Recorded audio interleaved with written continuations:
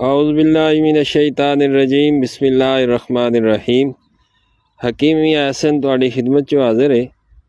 ਇਹ ਜਿਹੜਾ ਪੌਦਾ ਮੇਰੇ ਹੱਥ ਵਿੱਚ ਤੁਹਾਨੂੰ ਨਜ਼ਰ ਆ ਰਿਹਾ ਇਹਨੂੰ ਮਕੋ ਦਾ ਪੌਦਾ ਆਖਦੇ ਨੇ ਔਰ ਪੰਜਾਬੀ ਜ਼ੁਬਾਨ 'ਚ ਅਸੀਂ ਇਹਨੂੰ ਕੈਚ ਮੈਚ ਆਖਦੇ ਹਾਂ।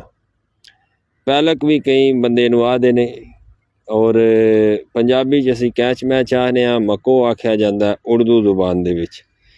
ਇਸ ਦਾ ਜਿਸ ਟਾਈਮ ਦਾਣਾ ਪੱਕ ਜਾਂਦਾ ਹੈ ਕਾਲੇ ਰੰਗ ਦਾ ਇਸ ਦਾ ਦਾਣਾ ਹੁੰਦਾ, ਇਹਨੂੰ ਮਕੋ ਦਾਣਾ ਆਖਿਆ ਜਾਂਦਾ। ਤਿੱਬੀ ਕਿਤਾਬਾਂ ਦੇ ਵਿੱਚ ਇਸ ਦਾ ਮਿਜ਼ਾਜ ਸਰਦ ਖੁਸ਼ਕ ਲਿਖਿਆ ਗਿਆ, ਅਕਸਰ ਨੇ ਲਿਖਿਆ, ਲੇਕਿਨ ਜਿਹੜੇ ਇਸ ਦੇ ਖਾਸ ਨੇ ਖਾਸ ਦੇ ਲਿਹਾਜ਼ ਨਾਲ ਵੇਖਿਆ ਜਾਏ ਤਾਂ ਇੱਕ ਗਰਮ ਤਰ ਮਿਜ਼ਾਜ ਦਾ ਅੰਬਲ ਹੁੰਦਾ। ਬਹੁਤ ਸਾਰੇ ਕਸੀਰ ਫਵਾਇਦ ਨੇ ਇਸ ਦੇ।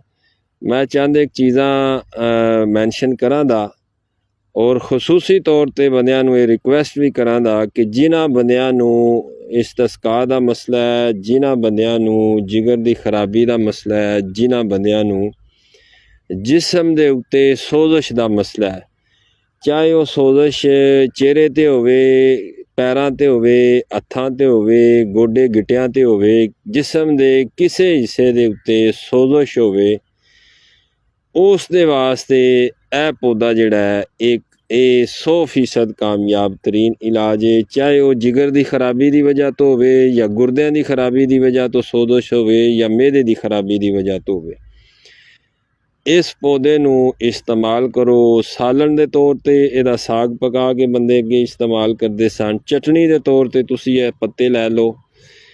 ਇਹ ਪੱਤੇ ਜਿਹੜੇ ਤਾਜ਼ਾ ਇਸ ਦੇ ਪੱਤੇ ਨੇ ਇਹ ਲੈ ਕੇ ਸਾਫ਼ ਜੀ ਜਗ੍ਹਾ ਤੋਂ ਇਹ ਪੌਦੇ ਨੂੰ ਵੇਖੋ, ਉੱਥੋਂ ਲੈ ਕੇ ਇਸ ਦੇ ਪੱਤੇ ਲੈ ਕੇ ਇਸ ਦੀ ਚਟਣੀ ਬਣਾਓ, ਇਸ ਦੇ ਪੱਤਿਆਂ ਦਾ ਕਾਹਵਾ ਬਣਾ ਕੇ ਪੀਓ, ਇਸ ਦੇ ਪੱਤਿਆਂ ਦਾ ਰਸ ਕੱਢ ਕੇ ਪੀਓ। ਔਰ ਮਕੋ ਦਾਣਾ ਤਾਜ਼ਾ ਜਿਹੜਾ ਹੈ ਇਹ ਕਾਲੇ ਰੰਗ ਦਾ ਜਿਹੜਾ ਫਲ ਹੈ ਜਿਹਨੂੰ ਕੈਚ ਮੈਚ ਆਖਿਆ ਜਾਂਦਾ, ਇਹ ਕਾਲੇ ਰੰਗ ਦਾ ਫਲ ਜਿਹੜਾ ਇਹ ਜਨਾਬ ਤੁਸੀਂ 50 ਤੋਂ 60 ਦਾਣੇ 100 ਦਾਣੇ ਤੱਕ ਵੀ ਤੁਸੀਂ ਖਾ ਸਕਦੇ ਹੋ। ਔਰ ਇਹ 100% ਇਲਾਜ ਹੈ ਇਸ ਤਸਕਾ ਦਾ, ਜਿਗਰ ਦੀ ਖਰਾਬੀ ਦਾ ਔਰ ਹੱਥਾਂ ਪੈਰਾਂ ਦੀ ਸੋਜ਼ਸ਼ ਦਾ ਜਾਂ ਜਿਸਮ ਦੇ ਕਿਸੇ ਹਿੱਸੇ ਦੇ ਵਿੱਚ ਵੀ ਸੋਜ਼ਸ਼ ਹੋਵੇ, ਵਰਮ ਹੋਵੇ, ਉਸ ਨੂੰ ਇਹ ਠੀਕ ਕਰਦਾ। ਬਹੁਤ ਸ਼ੁਕਰੀਆ ਬਾਬ ਦਾ, ਫੀਮਾਨ।